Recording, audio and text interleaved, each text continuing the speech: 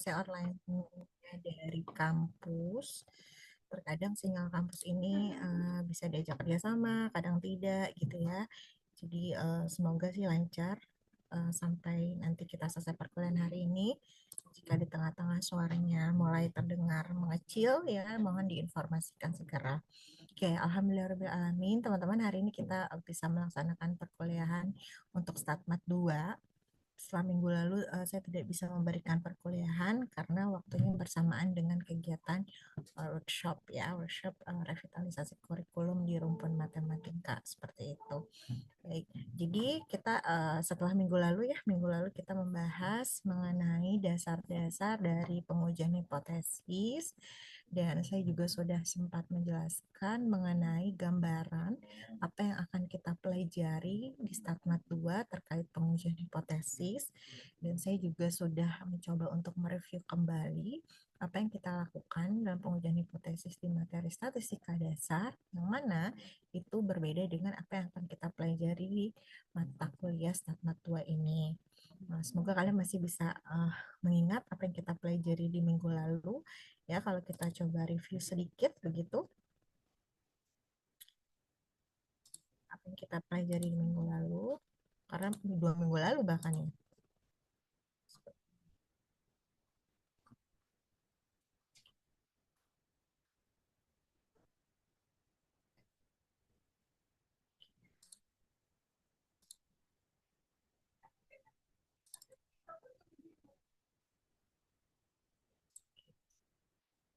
Ini seperti ini, sudah muncul ya PDF-nya. Sudah yuk. Oke, jadi minggu lalu kita mereview kembali apa yang disebut dengan H0, kemudian apa yang disebut dengan H1 gitu ya. Dan kita pelajari bahwa dalam pengujian hipotesis kita pasti akan memiliki kesalahan ya atau error gitu dalam pengambilan keputusan. Karena apa? Karena kita menguji hipotesis itu berdasarkan data sampel. Sedangkan kesimpulan yang kita ambil nanti untuk generalisasi bagi populasi gitu. Sehingga pasti akan ada error dalam pengambilan keputusan.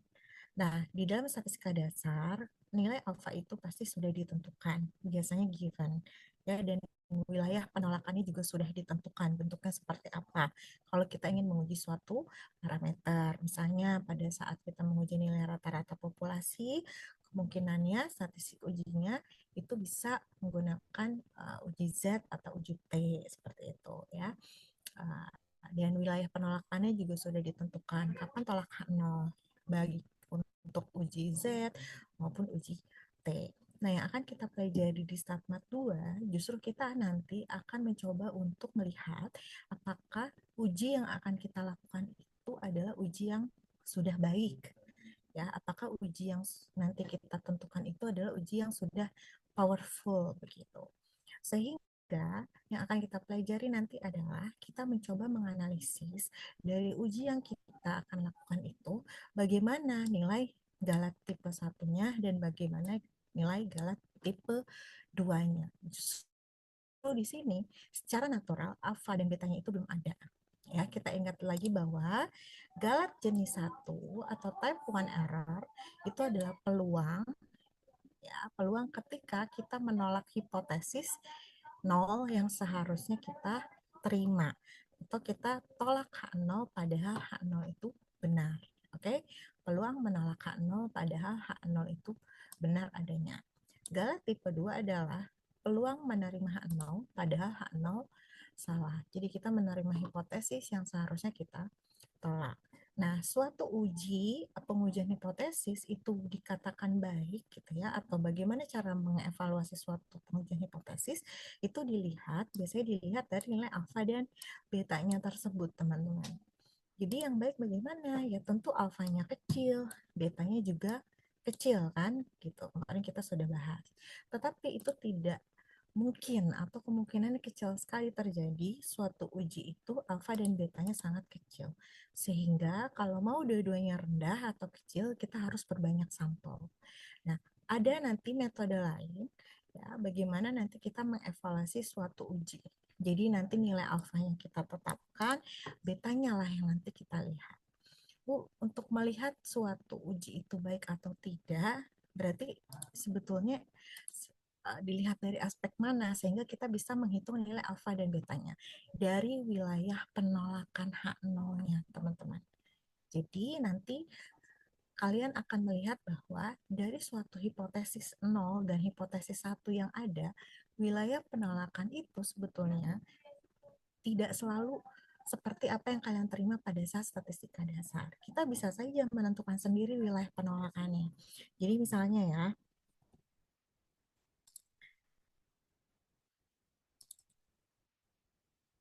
share screen.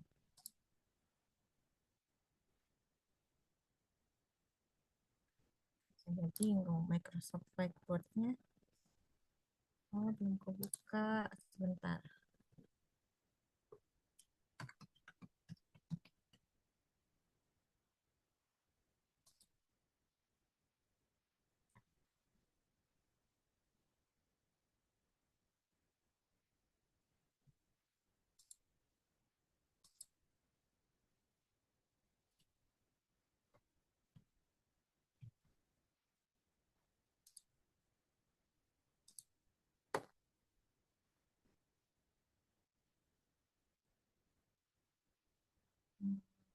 Oke.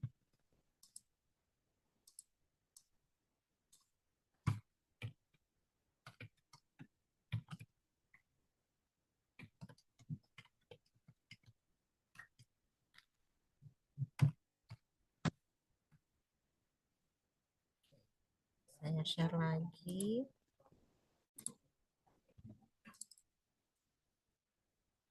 Oke. Sekarang sudah muncul Microsoft Whiteboard-nya.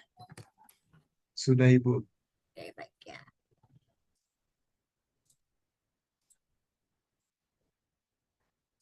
Misalnya nih ya, saya punya hipotesis seperti ini.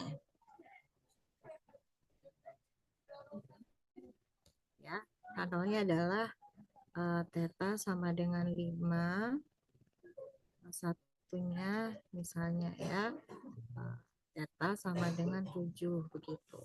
Atau misalnya secara umum theta sama dengan theta 0 gitu ya. Atau theta tidak sama dengan theta 0. Ya, apapun lah bentuk hipotesisnya di sini. Nah, untuk wilayah penolakan, artinya daerah kritis, artinya dari penolakan H0. Ya, jadi, itu bisa beragam sebetulnya. Ya, misalnya tolak H0. Misalnya ya, jika misalnya itu adalah rata-rata X barnya lebih besar dari 6. Mungkin yang lain akan menuliskannya misalnya tolak H0 jika X barnya lebih besar dari 7 gitu ya. Dan seterusnya. Ini kan wilayah penolakan teman-teman. Ini adalah wilayah penolakan. Jadi dalam suatu uji yang sama, itu wilayah penolakannya itu bisa beragam. Ada wilayah penolakan 1, wilayah penolakan 2, dan seterusnya. Nah, kalau kita ingin mengevaluasi setiap uji, artinya kita ingin mengevaluasi setiap daerah penolakan, teman-teman. Maka dari setiap daerah penolakan ini ya, itu kita akan mengevaluasi bagaimana nilai alfanya, bagaimana nilai betanya. Yang bawahnya juga, bagaimana nilai alfanya, bagaimana nilai betanya. Sebanyak wilayah penolakan yang bisa dihasilkan. Kalau seperti ini, sulit tidak kira-kira nanti akan menyimpulkannya. Mana daerah kritis yang baik misalnya ya, atau uji yang baik berdasarkan daerah kritisnya. Kenapa? Karena bisa jadi di sini alfanya rendah, tapi di sini betanya tinggi. Bisa jadi di sini alfanya yang tinggi, lebih tinggi, betanya lebih rendah. Sehingga kita sulit untuk apple to apple-nya. Ya, jadi alfa dan beta ini sebagai apa namanya suatu kriteria pada akhirnya nanti untuk melihat apakah ujinya ini sudah baik atau belum. Yang kita mau kan alfa betanya seminimum mungkin ya, tapi itu sulit diperoleh. Sehingga konsepnya menjadi bagaimana? Oke, dari setiap uji ini tetapkan alfanya. Jadi misalnya di sini kita sudah tetapkan wilayah penolakan 1, alfanya misalnya 5%, gitu kan? Uji yang kedua, oke tetapkan lagi alfanya adalah 5% juga. Sama semuanya, jadi alfanya nilainya. Sehingga nanti yang kita bandingkan hanya si betanya saja. Itu seterusnya betanya dengan alfa yang sama begitu dan beta yang berbeda, nanti kita akan lebih mudah mengevaluasi uji mana yang lebih baik begitu ya. Tentu nanti untuk beta yang terkecil di sini cari beta yang terkecil seperti ini jadinya. Itulah kenapa pada saat kalian belajar statistika dasar, alfanya selalu ditentukan terlebih dahulu gitu ya, karena dia yang bisa kita kendalikan. Seperti itu.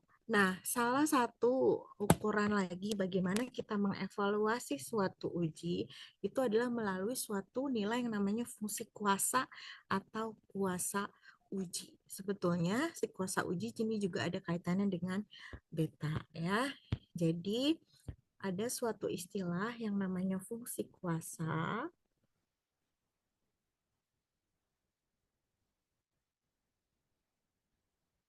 Notasinya biasanya adalah pi, teman-teman. Atau ada yang menuliskannya juga sebagai K besar, ya. Apa itu fungsi kuasa, ya? Fungsi kuasa pada intinya adalah peluang menolak H0. Oke. Peluang menolak H0 apapun bentuk H0-nya. Artinya apa? Bisa jadi H0-nya adalah benar, bisa jadi H0-nya salah. Oke, jadi peluang menolak H0 itu disebutnya pi. Ketika H0 benar, berarti lihat yang ada di dalam H0 bentuknya seperti apa. Ya, ketika peluang menolak H0 pada H0 benar, ini apa?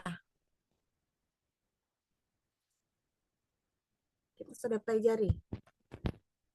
Peluang menolak H0 padahal H0 benar.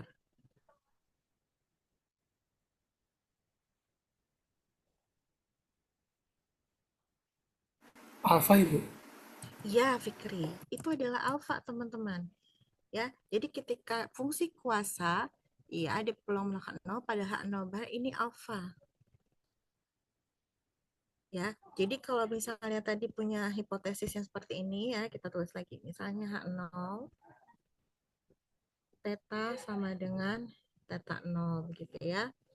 Berarti kan di sini menjadi pi theta 0 ini sama dengan alfa.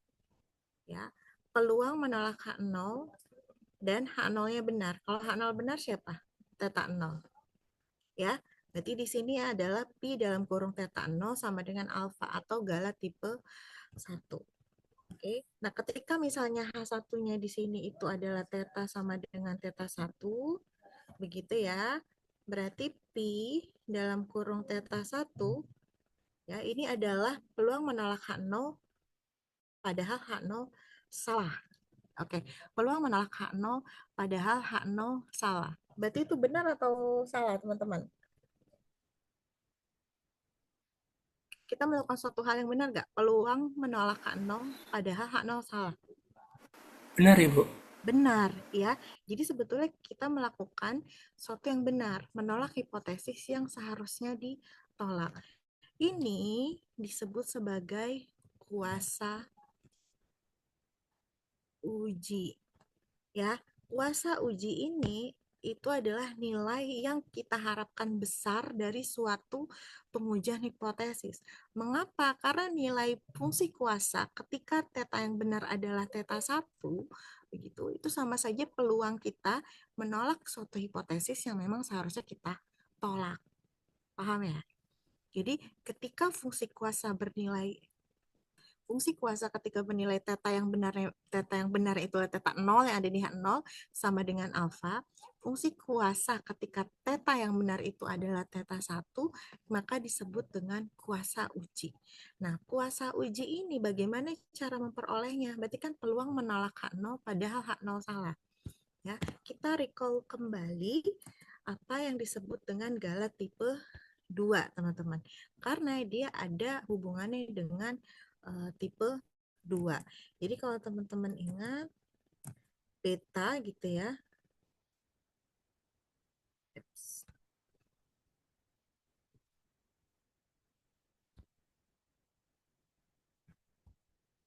Beta itu adalah peluang terima H0, padahal H0 salah. Sehingga kalau kita mau cari peluang tolak H0, padahal H0 salah, ini apa teman-teman?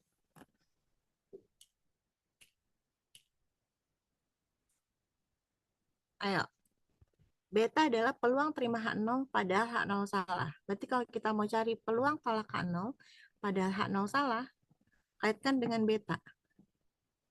Menjadi apa?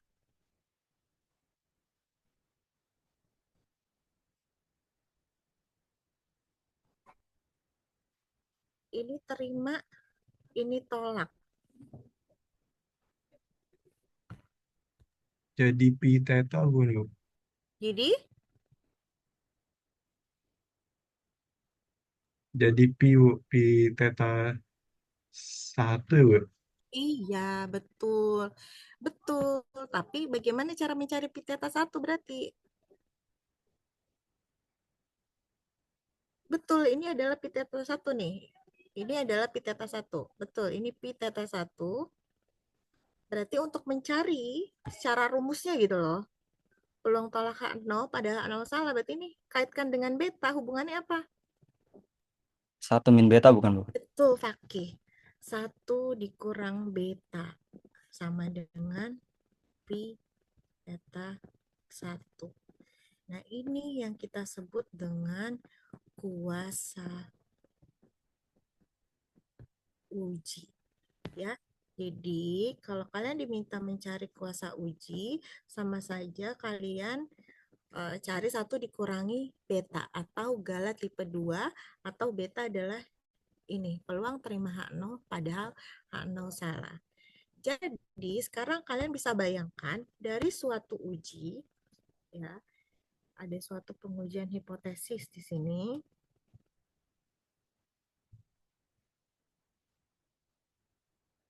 Oke, dengan bentuk hipotesisnya adalah theta sama dengan theta 0. Theta 0 ini nanti suatu konstanta begitu ya, suatu nilai. Kemudian H1-nya itu adalah theta sama dengan theta 1. Ya. Kemudian ya, mereka akan hipotesis ini akan membuat berbagai wilayah penolakan. Oke, wilayah penolakannya tadi banyak WP1, WP2 dan seterusnya, di mana masing-masing ditetapkan nilai tipe galat satunya atau galat tipe satunya dengan alfa yang sama di sini ya, dan seterusnya. Maka nanti kita akan evaluasi dia ya dengan melihat nilai kuasa ujinya. Ya, jadi di sini berarti ada kuasa uji 1, KU1, di sini ada KU2 dan seterusnya. Nanti kita memilih wilayah penolakan mana yang kita pilih yang memiliki kuasa ujinya itu yang terbesar. Atau ini sebanding dengan beta yang terkecil. Karena kuasa uji itu adalah 1 dikurangi beta. Gitu ya, ini 1 kurangi beta yang kedua, teman-teman. Seperti itu. Jadi, ini ya, kondisi ini itu disebut juga sebagai uji yang paling kuasa. Atau the most powerful test. Oke, jadi kita akan mencari uji yang paling kuasa, yaitu adalah uji yang memiliki wilayah penolakan terbaik. Wilayah penolakan terbaik itu dilihat dari mana? Nanti dievaluasi dari wilayah penolakan yang ada, kita pilih yang betanya terkecil atau kuasa ujinya yang terbesar, teman-teman. Nah, bagaimana cara menjamin bahwa nanti wilayah penolakan ini merupakan yang terbaik? Kita belajar ada yang namanya lemma Niemann-Pearson namanya ya, atau LNP ya, lemma Niemann-Pearson. person. Jadi prosedur pengujian hipotesis semua materi yang kita pelajari ini adalah berdasarkan lemma Neyman-Pearson, teman-teman. Sampai sini dulu ada yang ingin ditanyakan? Kita belum melihat secara ininya ya, kasusnya begitu. Tapi semoga idenya bisa dipahami bahwa sekarang yang kita lakukan di Statmat 2 adalah ingin mencari pengujian hipotesis mana ya yang paling kuasa, yaitu yang memiliki daerah kritis paling kuasa, yaitu yang memiliki tipe Galatua terkecil atau kuasa uji yang terbesar. Jadi kita akan melakukan suatu prosedur yang disebut prosedur berdasarkan lemma Neyman-Pearson ini yang akan menjamin bahwa nantinya wilayah penolakan kita yang akan kita peroleh itu adalah merupakan wilayah penolakan yang terbaik. Sekarang saya share dulu ya terkait dari segi lemmanya. Saya gunakan PowerPoint yang bukan milik saya.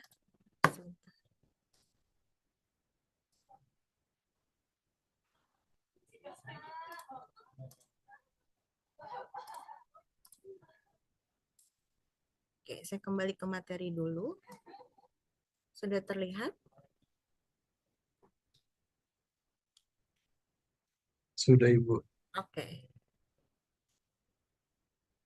Sebentar, tadi saya catat dulu ada Fakih, ada Fikri, Raffi. Oke.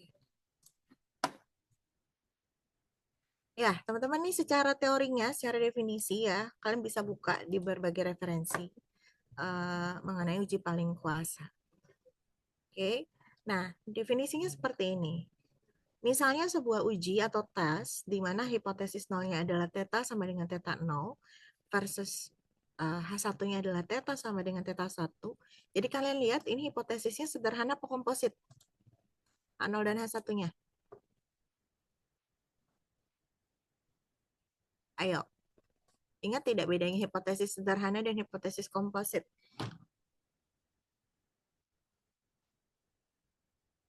Sederhana, Ibu. Tuh ya. Kenapa sederhana, Fikri?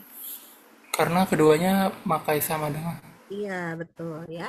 Jadi jelas nilai parameternya apa atau bentuk sebarannya apa gitu ya. Itu merupakan hipotesis dari sederhana. Ya paling sederhananya atau paling mudah untuk dipahaminya adalah tandanya sama dengan dua-duanya. Jadi ini ya si definisi ini atau yang akan kita pelajari ini lemma Neyman-Pearson ini berlaku ketika hipotesis 0 dan hipotesis satunya itu bersifat hipotesis sederhana. Jadi sederhana lawan sederhana. Ya, sejauh kita pelajari sampai hari ini ketika nanti hipotesis satunya tidak berbentuk sederhana atau komposit, bisa kurang dari atau tidak sama dengan atau lebih dari, maka tidak kita gunakan cara yang akan kita pelajari ini. Ya. Jadi nanti kita punya hipotesis 0, hipotesis 1. Theta 0 nanti suatu nilai ya, bisa suatu nilai, bisa juga dibuat umum seperti ini. Theta 1 juga nanti suatu nilai ya. Ini adalah nilai theta ketika theta H0 benar, ini theta ketika H1 benar, theta 1. Nah, sebuah tes ini berdasarkan daerah kritis C bintang. Ya, jadi wilayah penolakannya atau daerah kritisnya itu disebut daerah kritis C bintang atau dia sebagai daerah kritis yang paling kuasa. Ya, dia merupakan tes paling kuasa berukuran alfa. Nah, kenapa disebut berukuran alfa? Karena biasanya di awal itu sudah kita tentukan alfanya berapa, seperti tadi yang saya sampaikan. Jadi dianggap alfanya adalah semuanya sama. Oke, jadi ada suatu uji ini dan daerah kritisnya itu merupakan daerah kritis paling kuasa dengan tesnya itu berukuran alfa jika lihat, ini adalah fungsi kuasa ya. Bahwa fungsi kuasa dari wilayah penolakan yang paling kuasa tadi dengan theta yang benar adalah theta 0 sama saja dengan alfa. Jadi Pi itu tadi kan fungsi kuasa ya. Fungsi kuasa peluang menolak H0 ketika H0-nya benar, di sini adalah theta 0, ya, itu sama dengan alfa. Kalau daerah kritis yang kita gunakannya adalah daerah kritis paling kuasa. Jadi pasti 0 nanti nilainya. Pasti alfa nilainya. Kalau kita mau cari apa namanya fungsi kuasa dari theta 0 gitu ya, dari daerah kritis yang paling kuasa ini. Nah, kemudian daerah kritis yang paling kuasa fungsi kuasa dari daerah kritis yang lainnya gitu ya. Atau daerah kritis atau fungsi kuasa dari theta ketika tetanya benar itu adalah theta 1 atau ini kuasa uji ya. Bisa jadi belibet. Ini adalah kuasa uji. Kuasa uji dari daerah kritis yang paling kuasa ini nilainya akan lebih besar atau sama dengan dari fungsi kuasa yang lainnya. Paham nggak? Jadi ketika kita sudah dapatkan daerah kritis yang paling kuasa nih si C bintang, ya si C bintang, ya si wilayah penolakan si C bintang itu. Kalau kita cari kuasa ujinya pasti sama dengan alfa gitu yang kedua. Terus itu yang pertama. Terus yang kedua, tadi punya wilayah penolakan yang lainnya kan. Wilayah penolakan yang lainnya. Nah, kalau kita cari kuasa uji dari daerah penolakan yang paling kritis tadi, itu nilainya pasti lebih besar atau paling besar atau di antara wilayah penolakan yang lainnya. Gitu. Kalau kita cari kuasa uji dari si wilayah penolakan yang lainnya begitu ya, pasti dia nilainya lebih kecil begitu ya dibandingkan dengan kuasa uji dari si daerah penolakan yang paling kuasa begitu. Dan ini sudah dijamin oleh si lema ini, Neyman-Pearson ini teman-teman.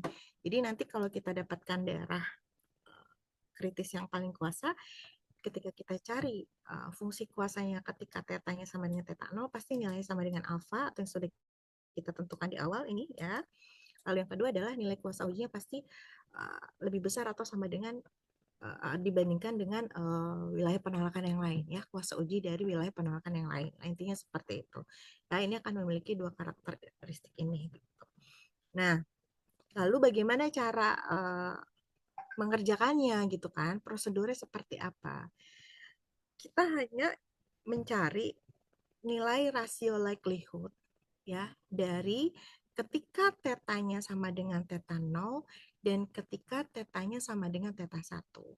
Likelihood function ini kalian pelajari pada saat mempelajari materi pendugaan kemungkinan maksimum. Ya, jadi L theta 0 berarti fungsi likelihood ketika tetanya sama dengan theta 0 yang ada di H0, penyebutnya adalah fungsi likelihood dari tetanya sama dengan theta 1 ini kurang dari suatu nilai atau K. Gitu. Ya, jadi nanti prosedurnya seperti ini saja. Kita cari nilai rasionya, kemudian kurangi lebih kecil dari K, nanti kita selesaikan ya sampai akhirnya nanti kita akan memperoleh suatu wilayah penolakan. Nah, jadi si lema NP ini teman-teman ya singkatnya dia menyatakan bahwa di antara semua tes pada tingkat signifikansi alfa, si uji rasio likelihood ini akan meminimumkan beta. Ya, ini adalah isi dari lema Neyman-Pearson ini. Jadi misalnya kita punya contoh acak ya, itu adalah X1 sampai dengan Xn. Misalnya kita berbicara variabel acaknya itu adalah pendapatan. Ya. Jadi kalau ada X1 maka itu pendapatan dari orang pertama gitu ya. X2 itu adalah pendapatan dari orang kedua dan seterusnya sampai subjek ke N gitu. Nah, nanti kita cari likelihood-nya atau sama saja kita mencari fungsi peluang bersama. Jadi likelihood function itu sama saja dengan fungsi peluang bersama ya. Jadi nanti ini contoh acaknya saling bebas sehingga untuk mencari likelihood function tinggal kita kalikan untuk setiap nilai bacaknya kalau teman-teman ingat gitu kan. Kalau ada sebanyak n berarti nanti fx1 dikali fx2 sampai seterusnya dikali fx ke n. Oke, dengan nilai tetanya adalah theta 0. Jadi diganti untuk pembilangnya dari likelihood function-nya adalah theta 0, sedangkan rasionya itu adalah nanti theta 1. Gitu. Nah, nilai rasio ini biasanya dinotasikan dengan lambda X. Ya, dia adalah lambda X, sehingga nanti lambda X ini kurang dari atau sama dengan K, begitu ya. Kurang dari atau sama dengan K. Nah, nanti kita tinggal selesaikan. Ya. Kita tinggal selesaikan pernyataan pertidaksamaan tersebut, ya, di mana K itu adalah suatu konstanta sedemikian hingga bahwa peluang dari si contoh acak ini anggota daerah kritisnya dengan tetanya sama dengan teta 0 sama dengan alfa. Oke, kita lihat contohnya saja biar kalian tidak bingung, ya. Ini mudah, ya. Saya bilang mudah berarti betulan mudah. Sebentar.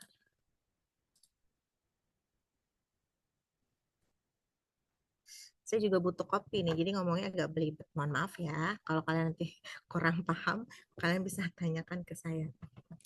Soal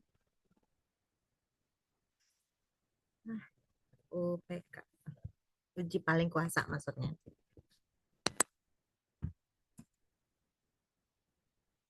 Soalnya di sini lagi, nggak saya ketik. Oke.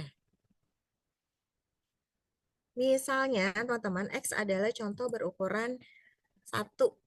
Jadi sampelnya hanya ada 1. Ya. Misalkan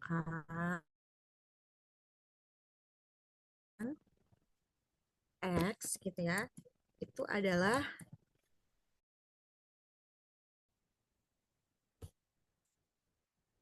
contoh atau sampel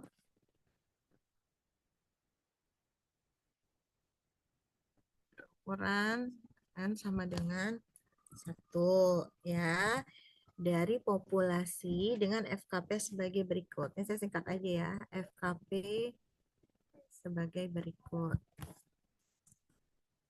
Fx theta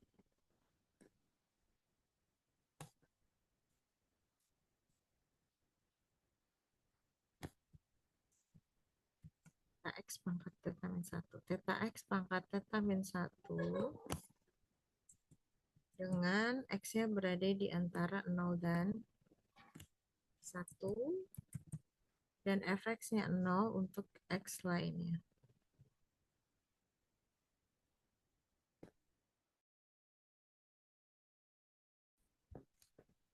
Nah, carilah uji paling kuasa.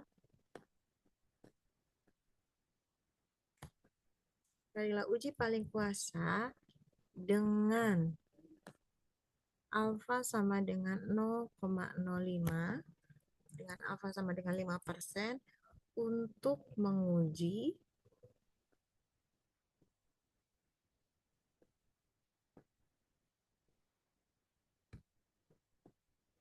nah, hipotesis nolnya adalah theta sama dengan 2 versus theta sama dengan 1. Ya, jadi ini jelas bahwa bentuk hipotesisnya adalah sederhana versus sederhana. Soalnya seperti ini, teman-teman ya.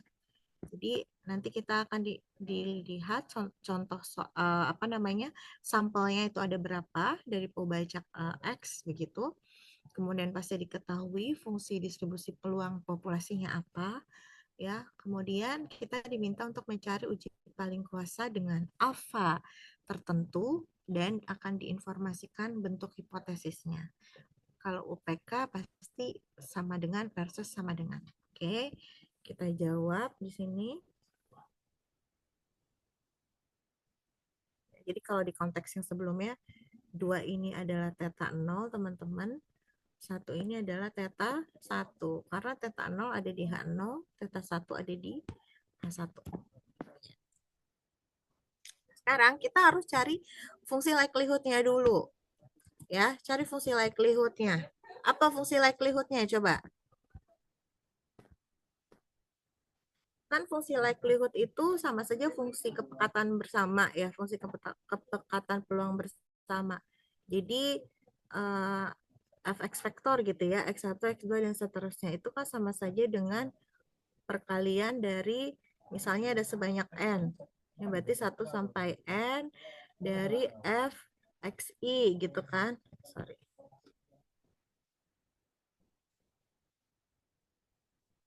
fxi. Oke. Nah, sekarang di soal yang ini fungsi kepekatan bersamanya apa bentuknya?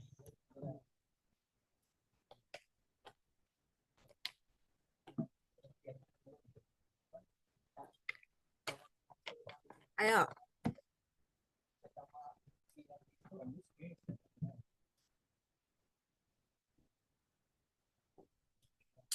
Kan fungsi likelihood, fungsi pendugaan parameter likelihood itu kan kalian sudah belajar kan, maksimum likelihood estimation. Nah, mencari fungsi likelihood gimana?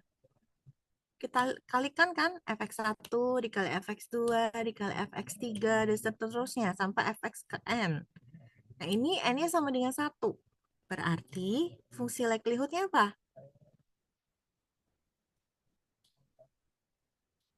Ayo.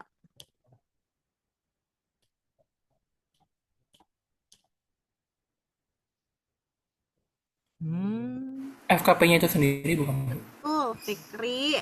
Aduh, teman-teman kamu kemana ya, Fik? Nggak ada suaranya nih yang lainnya. Dirinya sendiri, teman-teman. Karena n-nya hanya dengan 1. Ya, sehingga dia hanya dikalikan 1 kali atau dirinya sendiri, gitu ya. Berarti fungsi likelihood-nya itu sama dengan ya theta x pangkat theta min 1.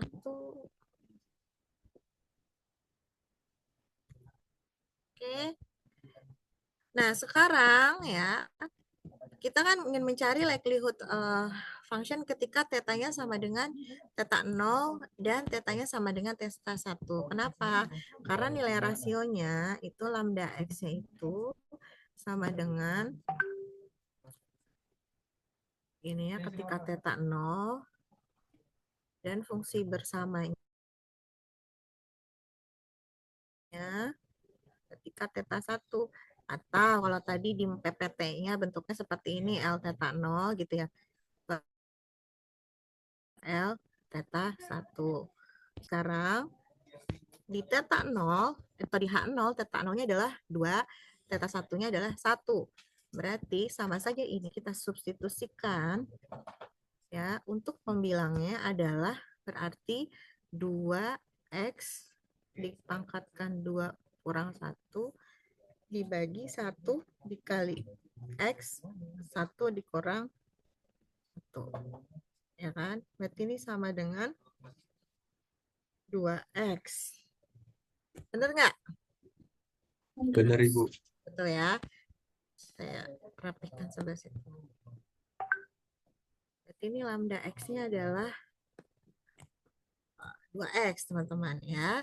Nah, sekarang kita definisikan daerah penolakannya. Ini udah pasti daerah penolakan terbaik ya.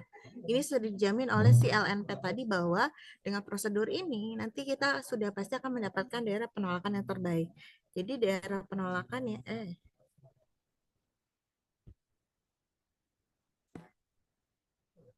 di sini daerah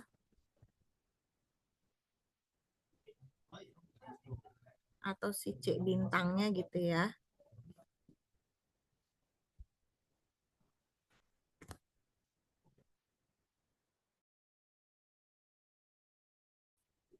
Apa tadi kata si LNP itu merupakan lambda X gitu kan, kurang dari atau sama dengan K. Berarti 2X kurang dari atau sama dengan K. Kita kan harus cari K-nya, teman-teman ya. Jadi, kalau kita pisahkan X-nya sendiri di sini, kurangnya itu sama dengan K per 2. Ini kalau mau dimisalkan, untuk mencari K ini, misalnya ini adalah K bintang. Oke, jadi wilayah penolakan terbaiknya itu adalah kebanyakan bintang. Sama aja ya, astagfirullah. X kurang dari atau sama dengan suatu nilai. Ya. Nah, selanjutnya apa yang kita bisa lakukan untuk mencari si K ini atau si K bintang lah minimal ya. Kita gunakan definisi dari alfa. Ya, kita tahu bahwa alfa itu sama dengan tadi soalnya 0,05. Oke, alfanya adalah 0,05 sehingga alfa itu apa? Peluang Ups, internet saya tidak stabil. Semoga masih bisa terdengar. Sebentar. Peluang tolak H0 padahal H0 benar. Ini saya pindah ke sebelah kanan ya. Ini adalah alfa. Oke. Peluang tolak H0, pernyataan tolak H0 adalah ini kan, wilayah daerah penolakan H0. Cek bintang itu kan daerah penolakan H0 atau daerah kritis. Sama saja ya. Berarti peluang ya X kurang dari atau sama dengan K bintang, padahal H0 benar. H0 benar itu adalah theta sama dengan 2 yang ada di H0 ya. Berarti di sini theta sama dengan 2 sama dengan alfa berapa? 0,05. Oke, berarti kita harus mencari nilai peluang X kurang dari atau sama dengan K bintang, di mana tetanya sama dengan 2, itu harus sama dengan 0,05. Nah, kita harus cari nilai K bintangnya. Nah, ini seperti apa cari peluang ini, teman-teman? Berarti peluang X kurang dari atau sama dengan K bintang. Kalian punya ide? Bagaimana mencari ini?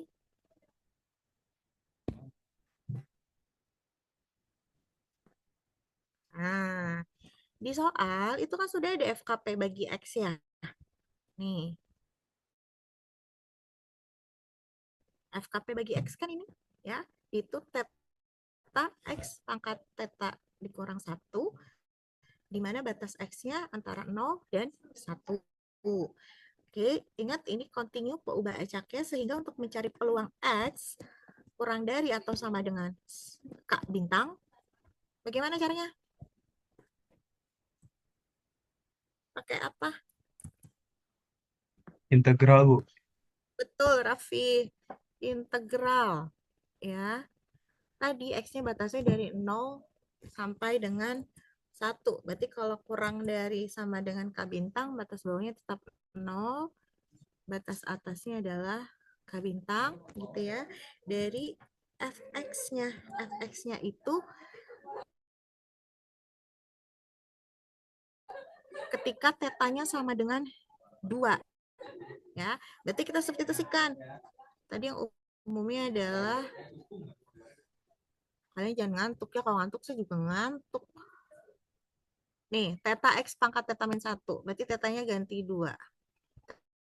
Theta X pangkat theta min 1. Ya, berarti 2 dikali X pangkat 2 min 1 dx, ya, atau sama dengan integral dari 0 sampai dengan K bintang 2x ya. 2x dx ini harus sama dengan 0,05. Nah, tidak mungkin kalian tidak bisa. Ya, kalau dilanjutkan berarti integralnya kan jadi x kuadrat, masih integralnya x kuadrat, x-nya batas bawahnya 0 dan K bintang ini sama dengan 0,05, sehingga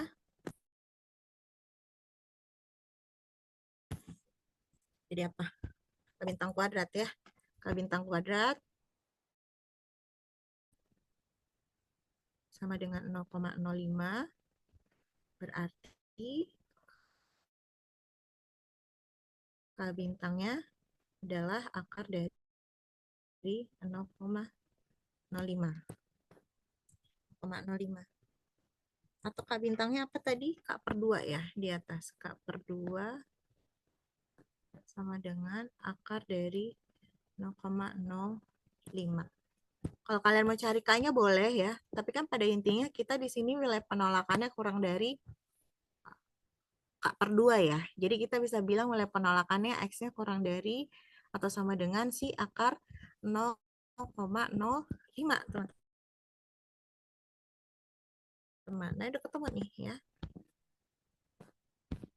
Oke,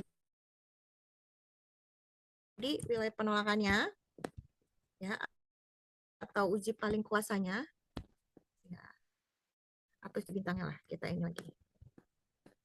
X kurang dari atau sama dengan akar dari 0,05 ya, 0,05 itu 0,22 sekian ya. Jadi ini bisa kita tulis X-nya lebih kecil atau sama dengan 0,224 lah begitu. Kira. Ini adalah wilayah penolakan yang paling kuasa. Jadi bisa didefinisikan seperti ini.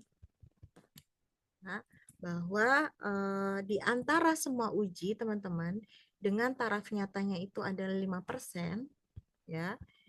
Di antara semua uji atau di antara semua wilayah penolakan yang mungkin gitu ya, dengan alfanya sama dengan 5%, itu untuk menguji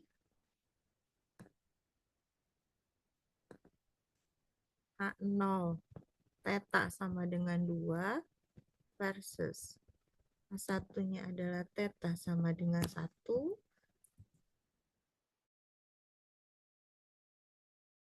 dengan C bintangnya itu tadi ya, bahwa X-nya lebih kecil atau sama dengan 0,224 menghasilkan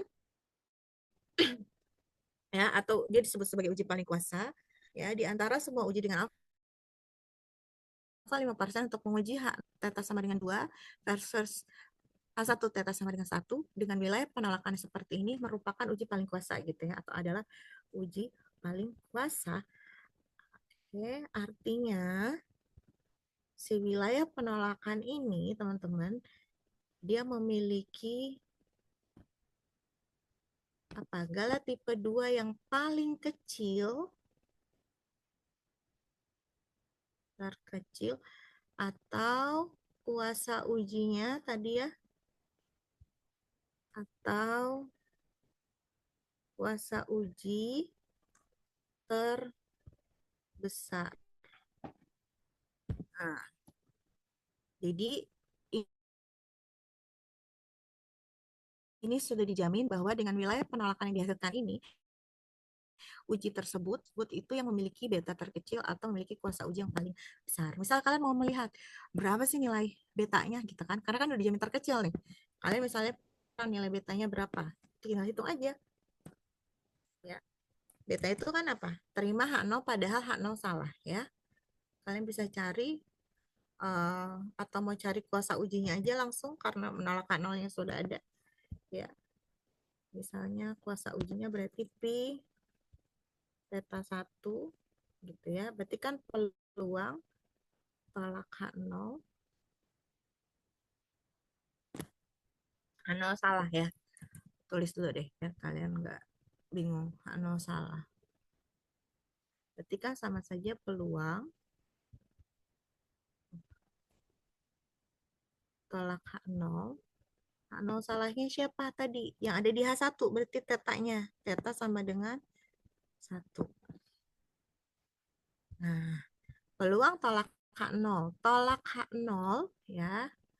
Berarti kita udah tahu tadi X lebih kecil atau sama dengan 0,224 ya kan?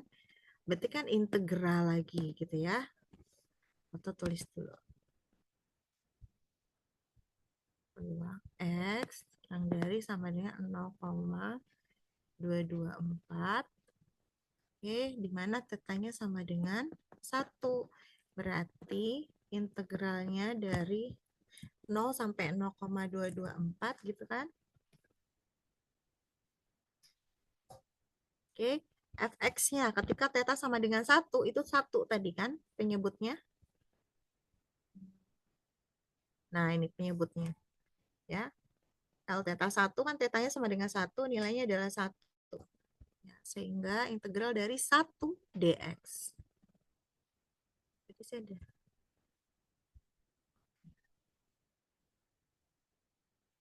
Integral dari 1 dx. Nah, berarti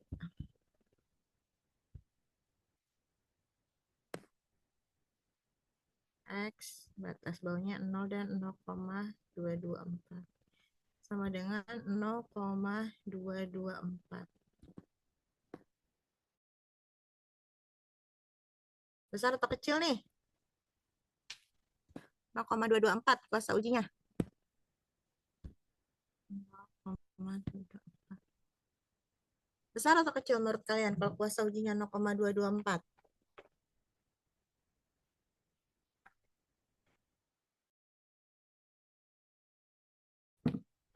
Hmm?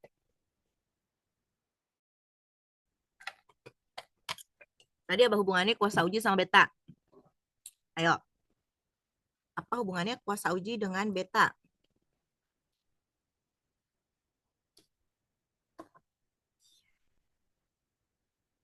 Baik-baik saja hubungannya. Gimana? Tadi di atas sudah. Apa hubungannya kuasa uji dengan beta?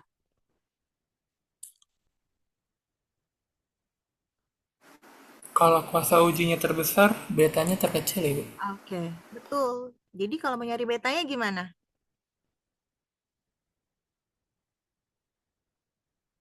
Ini kan yang diketahui kuasa ujinya. Kalau mau cari betanya, berapa nilainya bagaimana? Kalau menggunakan informasi dari kuasa uji.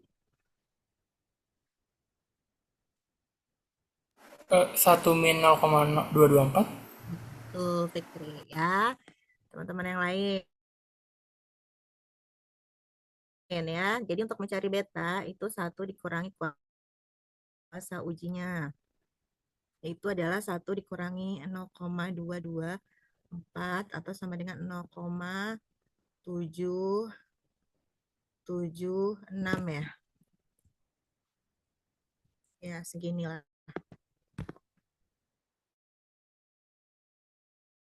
Jadi, ya menurut kalian udah bagus belum ujinya? Padahal ini udah uji paling kuasa, ya. Jadi yang kita harapkan itu adalah pi theta 1 tuh besar. Kenapa? Karena dia peluang menolak H0 padahal H0 salah. Tetapi bahkan uji paling kuasa yang paling maksudnya uji paling kuasa ini yang kita hasilkan ini itu masih menghasilkan kuasa uji yang kecil sekali 0,224 atau Gala tipe 2-nya masih besar itu sebesar 0,776 ya.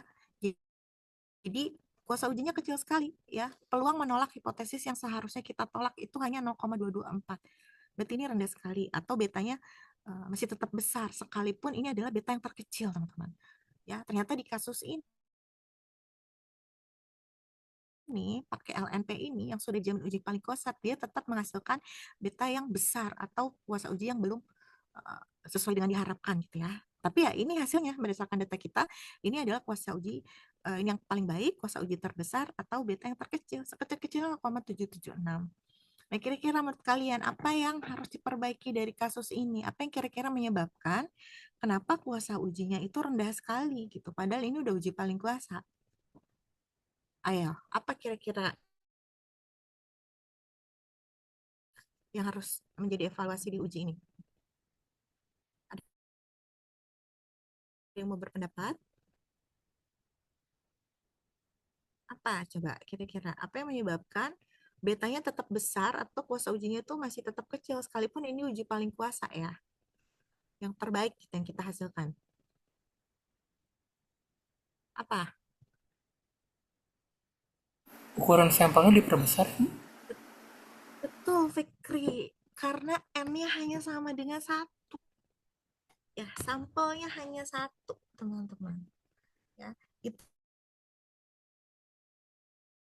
menjadi penyebab ya yang paling signifikan yang mengakibatkan bahwa sekalipun dia uji paling kuasa tetap menghasilkan kuasa uji yang kecil sekali atau beta yang masih terhitung besar atau Gala tipe 2 yang masih terhitung besar seperti itu.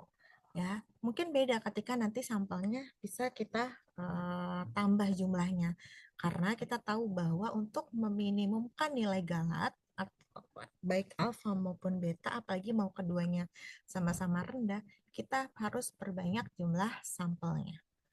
Ya, harus perbanyak jumlah contohnya.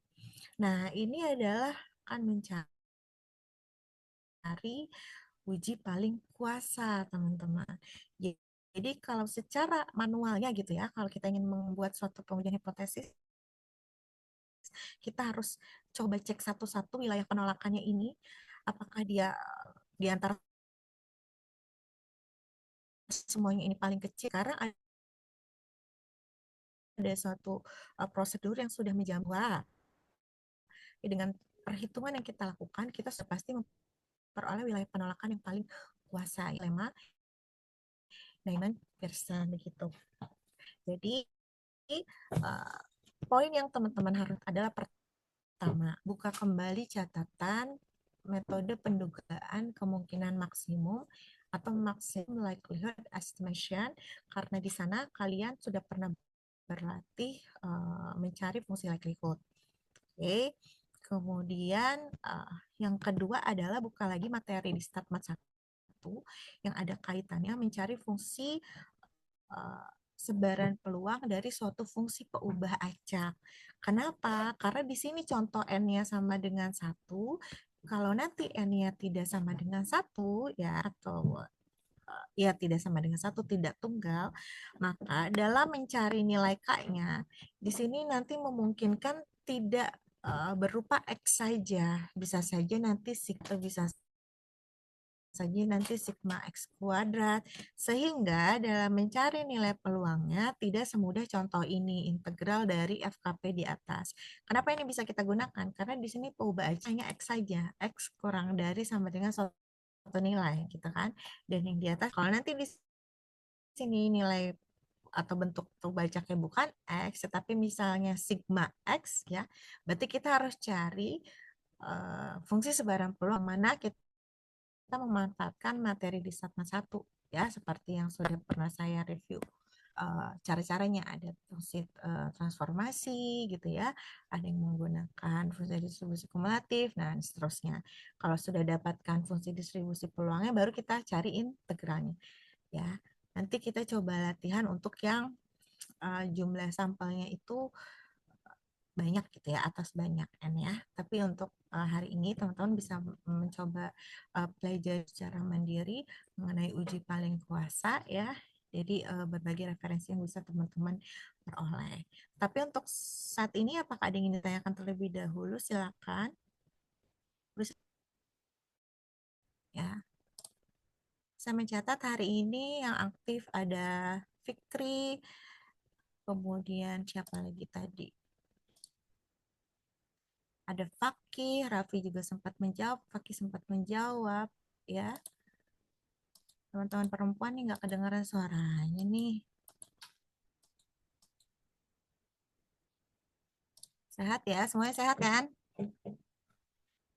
Sehat, Ibu. Fauzan, kelas ini berapa orang ya, Fauzan? Sehat. Iya, Raf, sehat. Saya percaya kalau kamu sehat. Fauzan, Makasih, Ibu. berapa orang Fauzan ya? Fauzannya Kelas lagi ini ya, ada saya lupa. halangan nih, Bu. Oh, berapa Ryan? Fauzannya kemana? Fauzannya lagi ada halangan nih, Bu. Dia lagi ada kegiatan di luar. Mohon maaf, sorry putus. Fauzannya sedang keluar. Lagi ada kegiatan kampus, Bu. Oh, dia tidak izin. Apa dia Sinyalnya WhatsApp? mungkin jelek, Bu. Fauzan. Apa yang jelek? Sinyalnya Fauzan jelek. Oke. Oh, dia sedang di kampus sebetulnya. Lagi FMIPA Enggak, Bu. mengabdi, Lagi Bu. ada FMIPA mengabdi, Bu. Oh, oke. Ini kelas ini banyak yang ikut FMIPA mengabdi? Fauzan aja. Ada Kayaknya beberapa. lebih dari 5 orang deh, Bu. Oh, oke. Saya tidak diinfokan, jadi tidak tahu ya. Oke, nanti bagi teman-teman yang tidak hadir, sampaikan aja nanti ya, apa untuk memberikan surat dispen atau semacam apa mungkin dari universitas, dari WR3 ya, kalau seperti ini ya.